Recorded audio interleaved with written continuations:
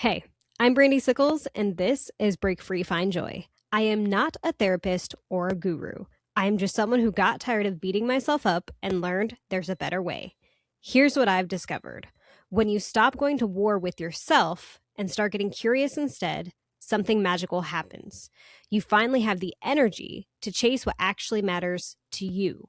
This is where we talk about breaking the cycles that keep us small and stuck so we can go after our dreams instead of just surviving them. If you're ready for that kind of freedom, you're in the right place. Let's dive in. Today, I'm super excited. We're going to be talking about resilience, and mainly because I need this and I needed this reminder. So hopefully it's going to be helpful for somebody else. So we're just going to go ahead and give the definition. I feel like this is something that most of us kind of know intuitively, but giving it language can be helpful, especially to explain it to other people or to start to digest it and figure out how to develop more of it for ourselves. So I just Googled it, and the two that popped up right now is the capacity to withstand or recover quickly from difficulties. And then it has toughness at the end. And then the second one is the ability of a substance or object to spring back into shape with elasticity at the end. So this is something that's come up a lot more recently. You guys have probably heard it. I don't know, maybe in the frames of work. If you're at school, I'm sure that this is something that has come up. Resiliency is a very big topic. Now, if you want to go in depth, Mark Manson has a podcast called Solved. They have done a podcast episode on this. It's like 4 hours long or something. I have not listened to the whole thing. I just saw that it was on there. I was like, oh, I'll give that a listen because I feel like that's something that I'm needing to work on. But with that said, I did go ahead and pull up, because they have done a ton of research on this. It comes with a guide to break down everything that they broke down in their podcast. And so I did go ahead and grab that because I'm on a time crunch and I feel like it's going to be helpful. So this is in the section called Biological and Psychological Foundations. And this kind of gets to the meat of all the things. This is at least halfway through the 4 hour episode. Again, I have not actually listened to it myself. I knew that there was going to be something in here that was helpful. So it's saying that, let's see, should I go through? So it's chapter 4 in their breakdown. I'm telling you, they break it down to a very small, digestible thing. This is why it's so long. So if you have a brain that nerds out on this stuff, I do highly recommend that. But it's the 5 mindsets of a psychological resilient. So mindset 1 is anything is possible. And stage 1 is know your enemy and yourself. The first stage of SIT, which is called stress inoculation, building resilience through challenge. So stress inoculation training is what SIT stands for. Is that right? Whatever. Doesn't matter. But it's the first phase of SIT is conceptualize. So you learn what stress really is, not just an emotional state, but a full body system response. Racing heart, dry mouth, tunnel vision. That's your nervous system trying to keep you alive. The problem is you're using prehistoric playbook for the modern world. So it kind of breaks that down more. Stage 2 is to build your toolkit. This is the part that I'm really interested in. It's something that I've worked on a lot recently, but like within the last few years, I've gotten better. But the reason why I want to talk about resilience is because I was having a really hard time coming back to the podcast because I missed a week, my daughter's birthday, sickness, all these things coming up with family. And what happens for me is when something is important to me and I feel like I've failed, that shame really kind of overrides everything. And I just have a really hard time being resilient and bouncing back and coming back to the thing, no matter how important to me. It's actually harder the more important something is, which is hard because there's a lot of misconception around these type of things where people will say, like, if you cared, you would do it, or, you know, if you cared, you would show up. And to an extent, I do think that that absolutely plays into it. But it's also a skill. There are not, you can't just tell people these things and not give them ways to build and practice this resilience.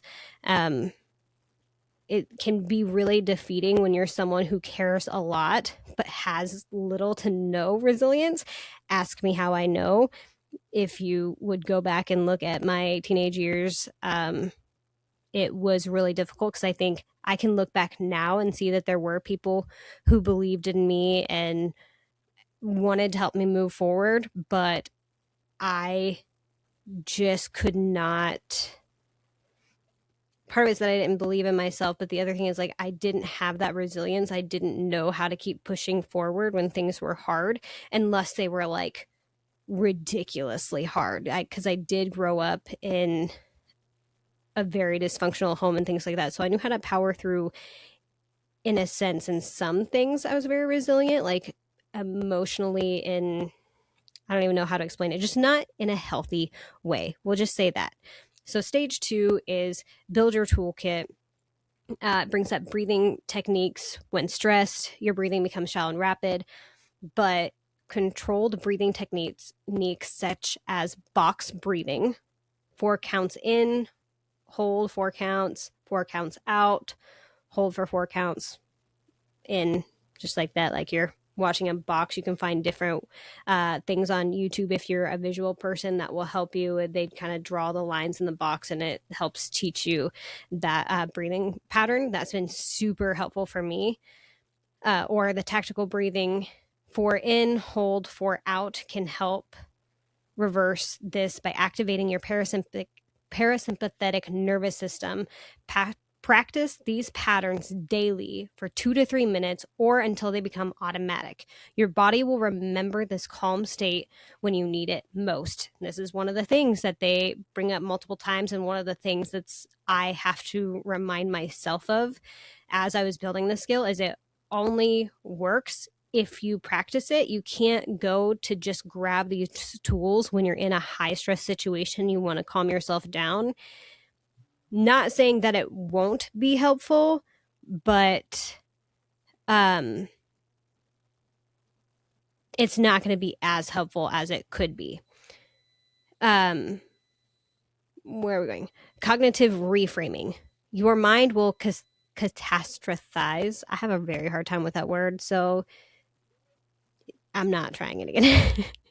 It's designed to keep you alive by imagining the worst case scenarios. Learn to catch these thoughts and ask, is this helpful right now? What would I tell a friend thinking about this? Or, you know, this one's been really, really helpful for me, actually, which is replace it with, well, just kidding. I read ahead and it didn't go where I thought it was. So it says replace what if everything goes wrong with what if I handled this well, which I love that. Something that I found helpful for myself is to actually run the train to the end and ask myself, like, what is the worst thing that can happen, and kind of let myself build out that thing and remind myself that I have options if the things do go wrong. Then it helps me plan for if that happens, and that helps me feel more solid and get out of that thought cycle. So you just got to play around with it. Positive self-talk. Skip the I'm amazing affirmations if they make you cringe, which they do for me. They do not work. I do not like those at all. For anybody who can do those, great. That's just, it's not the way that I'm wired. They do not work for me. Use specific process focused statements like I've prepared for this, or I can handle whatever comes up, or one step at a time. That's a big one for me. That's something that I remind myself, just try to do the next right thing, one step at a time. Those type of things can be very helpful. Then guided imagery is another tool.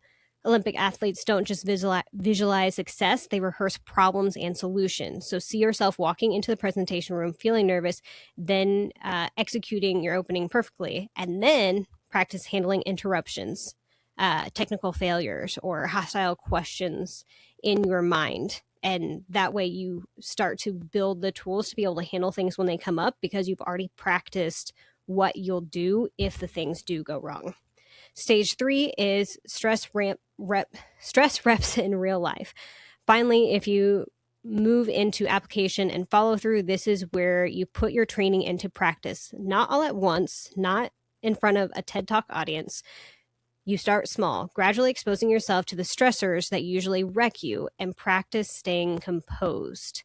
You visualize the moment, you rehearse it, and then step into it with intention, which is a very, very key part to this. But I do think if you're someone who hasn't done this, or you don't have a lot of resilience, it is such a foreign concept at the beginning because everything is piling on you.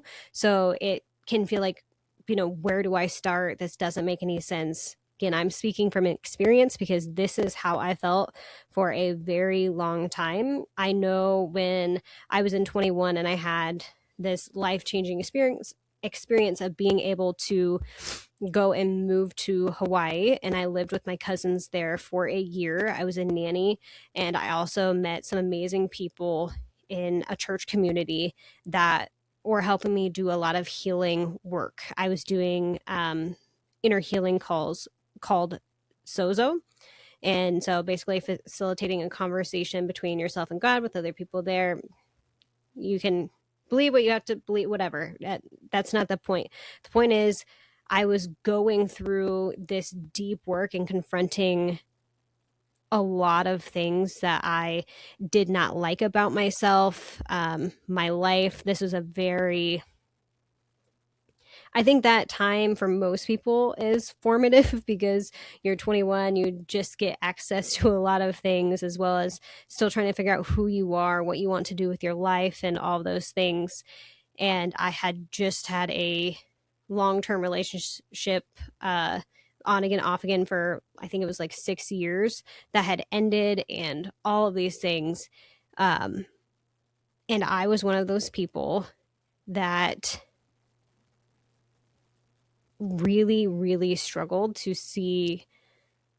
I could see the bright side for other people, not for myself. I was really, really unkind to myself. And if one thing went wrong, then it was just like, everything's terrible. I'm terrible. I don't deserve anything, these type of things. So that was really the beginning of me learning how to confront these things and build this resilience. And I can't remember if it was in here or if this is just from my notes, but one of the big things about resilience is it's not to confront these things that are huge and break you down to your core. That's not actually the best way to build resilience. Maybe it's at the very top of this, but building resilience actually happens by like having resistance, having something that kind of goes wrong, and then being able to confront that with support. And so kind of having that backing, knowing that even if you're not able to handle it, or you're not handling it the way that you would like to, you have that support that helps you kind of make it through that, learn from it, and being able to move forward. It's basically proving to yourself that you can do hard things, and which is basically what resilience is, I would say. Um, Before I did not have that. I had a family, they loved me, they were doing the best that they could, but they didn't really have this form of resilience either. They were pretty closed off to the world. It was, you don't have friends outside of family because friends let you down, which is not a very resilient thought, things like that. So that time in my life where I really, when I moved to Hawaii, and if you've heard me talk about this before, it's nothing new, but I moved there and was like, all right, things are going to get better or I'm done. I'm out. I can't do this anymore. Life was too hard and I didn't like myself. I felt like I made everything worse for myself and everybody else, and that life would just be better without me. Caveat here, remember, I am not a counselor or a guru. I am not a licensed therapist. I am not giving you medical, um, whatever you call it, advice, but I am telling you where I was, what I was experiencing. And it sucked. It was really, really hard. Um, Going through that year and meeting people who truly cared about me and allowed me to be the worst version of myself and love me through it was huge. I think that was a big piece that I was missing from all the things that I'd been through before. Now, part of that was also I was not willing to be vulnerable and be fully myself when I was younger than that. It was too scary. And I just didn't know I was so good at lying to myself and not allowing myself to, I don't know, just be honest with myself and other people. I was such a people pleaser in the aspect of I just wanted to make sure everybody else was okay, because if they're okay, then I'm okay. That was all I had. I didn't know how to build anything off of that. And having this relationship that fell apart and having success at work, but it not actually fixing anything, and then having this opportunity to leave and help a family member, all just kind of happening at the kind of perfect timing, allowed me to go and process a lot of these things. And I'm very thankful for that time in my life, because it saved my life in all reality. I had to do something different. I left where I had lived my whole life in Southwest Iowa, went clear across the ocean. I'm not saying you have to do this, but I will say there's something said about building resilience, getting out of your current environment to be able to build different skills and create a different identity. So take that what you will. All right, let's see. Oops, I've scrolled all the way back up. So let's see where we were at. Dun dun dun. I think really that's the biggest thing. So it goes and it breaks down the sit process more. Mindset 2 is stories are just stories. This is another thing that's been super helpful for me. Your brain is constantly telling you stories. Most of them are bullshit, as Mike says, and Mike, that's not what I meant. Mark. um, let's see where we go. In the 1960s, a psychiatrist called Aaron Beck noticed something that didn't fit within the frameworks he had been trained in. His depressed patients weren't just overwhelmed by emotion, they were caught in constant patterns of distorted thinking. Minor setbacks became disasters. Neutral events felt like personal attacks. Positive feedback didn't register. Their minds seemed to turn to a frequency of hopelessness. And again, they have all these things cited and stuff. So if you want to go deeper, highly recommend it. But here's a thing that they broke down and said, take common patterns that erode resilience. Catastrophizing, still can't say that word. If I mess up this presentation, I'll get fired, lose my house, and die alone. That's one that I was stuck in. All or nothing thinking, you're either perfect or you're worthless. Another one that I was really big in. Mind reading, everyone thinks I'm an idiot. That was the worst, and that's still probably one of the ones that I struggle with the most to this date, and what I've been struggling with for the last 2 weeks, I would say, is that thinking I can read people's minds and inferring what they mean and what they think about me based on things that actually really there's no context there. I can't. It's ridiculous, but it's something that I get tripped up on. Personalization, your friend seems upset. It must be something that you did. Another one. Mental filtering, 10 compliments and 1 criticism. Guess which one you remember. Just having this knowledge and reminding myself of this is very helpful. Emotional reasoning. I feel anxious, therefore something bad will happen. This is a very difficult one if you're someone who grew up in dysfunction and in trauma, because it is so ingrained to you to be paying attention to everything around you to try to prevent bad things from happening, or, hopefully they're going to hurt less, all these different things. And so I really did think that, like, I would have big gut feelings before something would happen.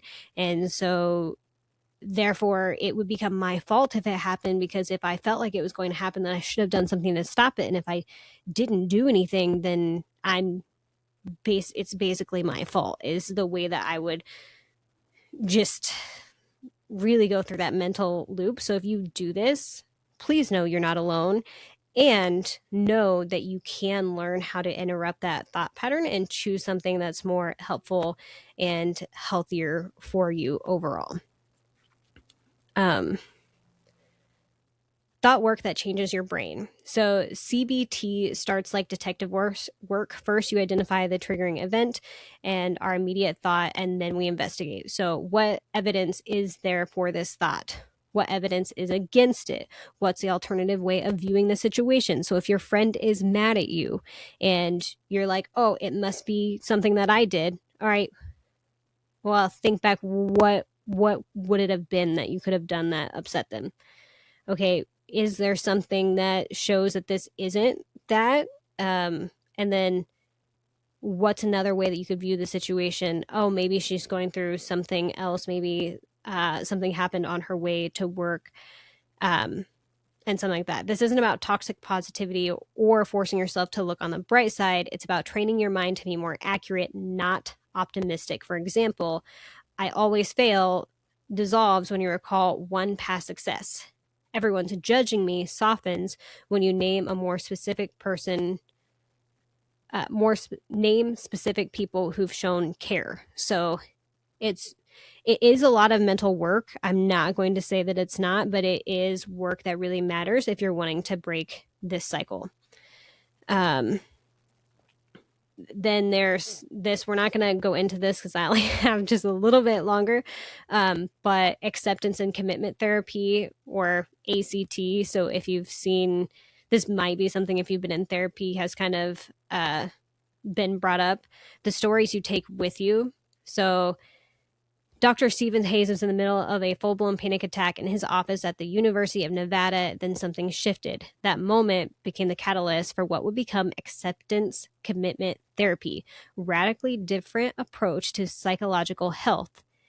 ACT didn't aim to eliminate stress. It teaches you how to relate to it in a different way. The core principle is psychological flexibility, the ability to feel what you think what you think, and still choose to move towards your values. This is far more powerful than symptom suppression. It's basically embracing the fact that, yes, your internal weather will rage, and yes, you will get drenched, but just kidding, there's no but, which is what I love about how Mark and the team write these things. They, anyway, it's a very helpful thing. They have a lot more, but this is the thing these are kind of the things that I've been through. I'm needing to kind of move forward. So we're learning in real time right now because I'm seeing if they have it. But I guess I'm in the practice stage. I've gone back to work after being home for 6 months. Initially, that felt kind of like a failure that I wasn't able to make it the year that I wanted to, or I stayed home for 8 months. And I didn't get what I wanted done during that time. I had a lot of other things happen, and I've really kind of beat myself up about that.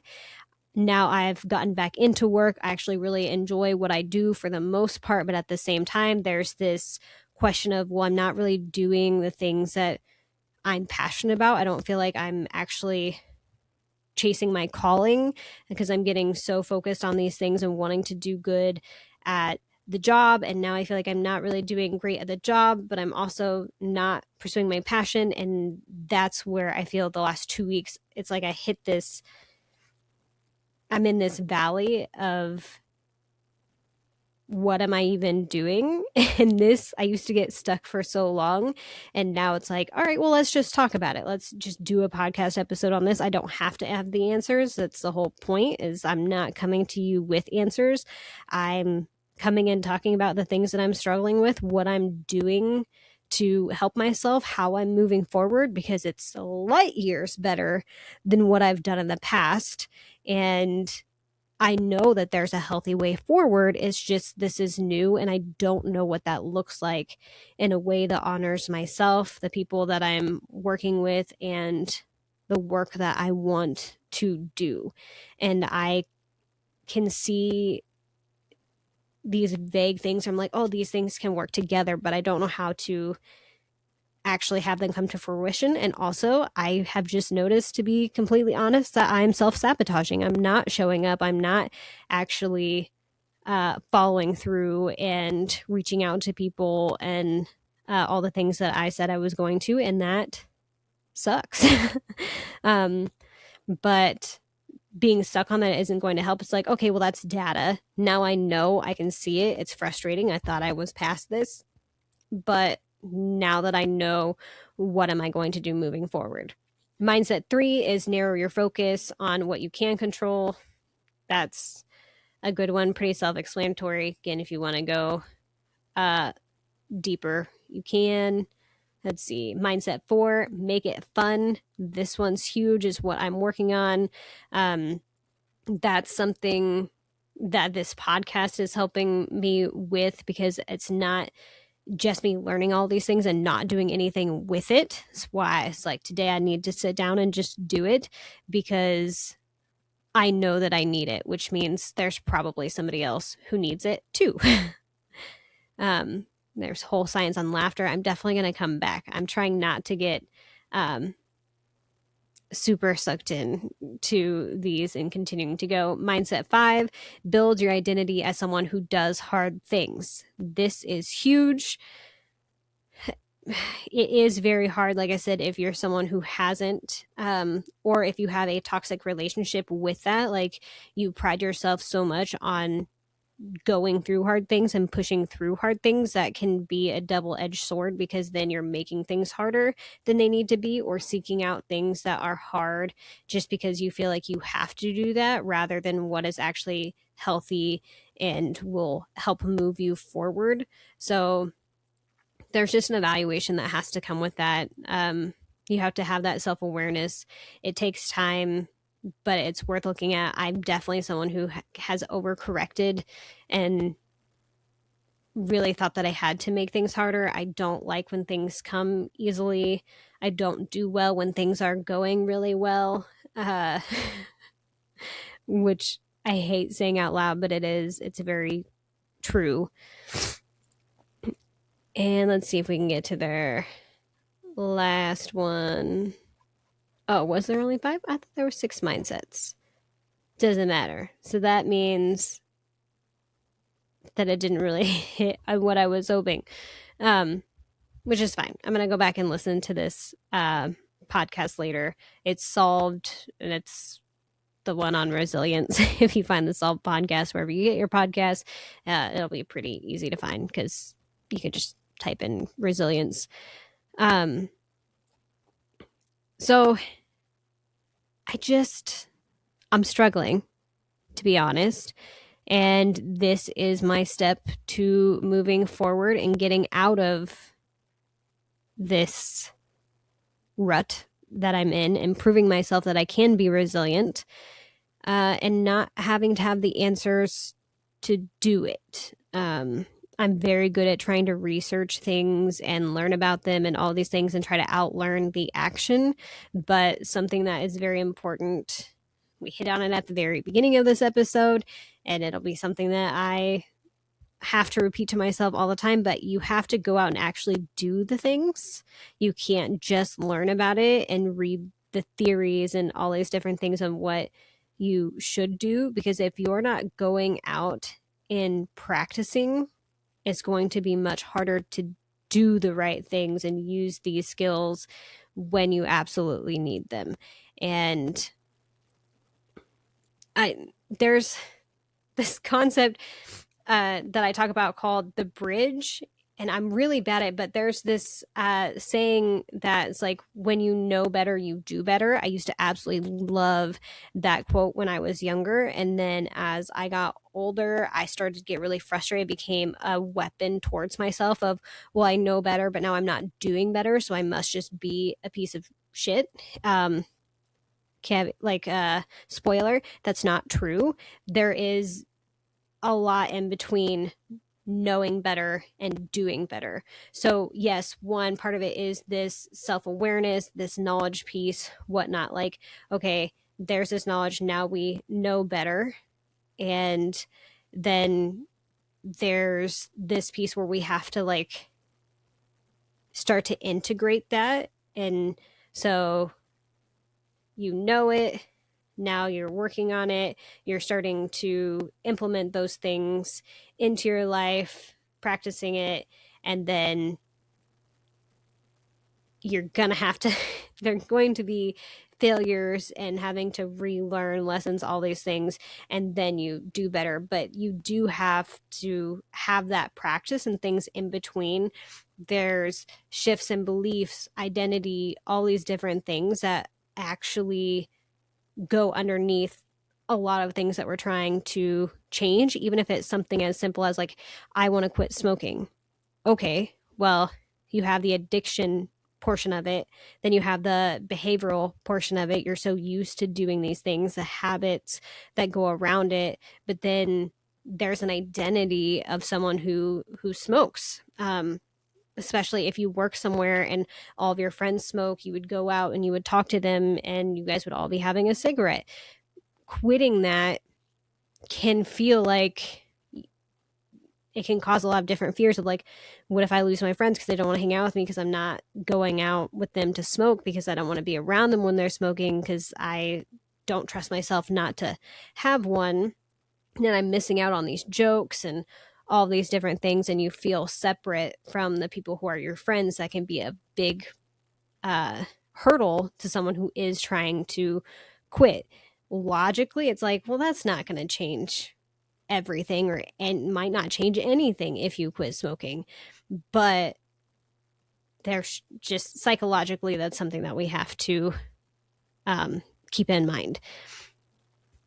So I guess that's the main thing. I'm working through them. We're going to see where it goes. This is the first step. We're going to keep coming back with more. The plan is to actually get one or two ahead, so I don't have to worry as much when I miss. It's just things have been crazy.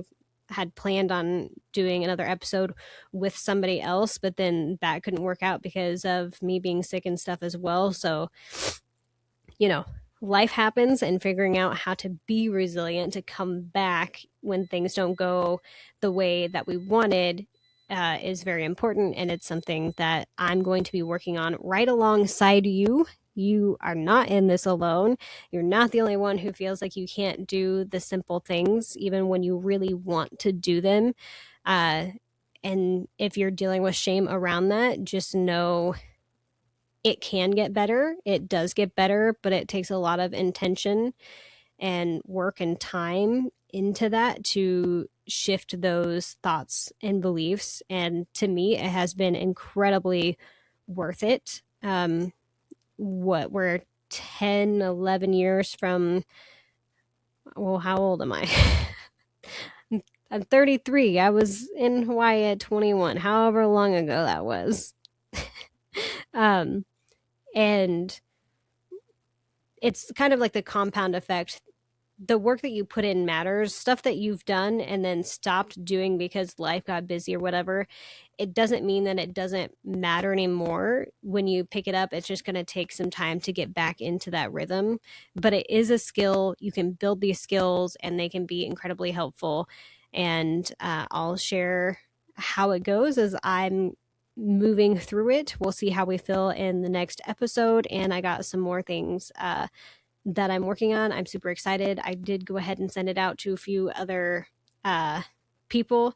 And so I've heard back from two of them now. So hopefully we'll get some guests on here shortly, and we're going to have some more in-depth, deep conversations and talking about how we really do like what this show is for. Show up for ourselves so we can show up for our life, having a meaningful life, chasing our dreams, and feeling like we're doing what matters, even if it's not something huge or whatever, but intuitively to us, and living a life where we can learn to really appreciate and love ourselves so that we can show up for the people and the things that we love. Hope you have a fantastic day, and I'll see you in the next one.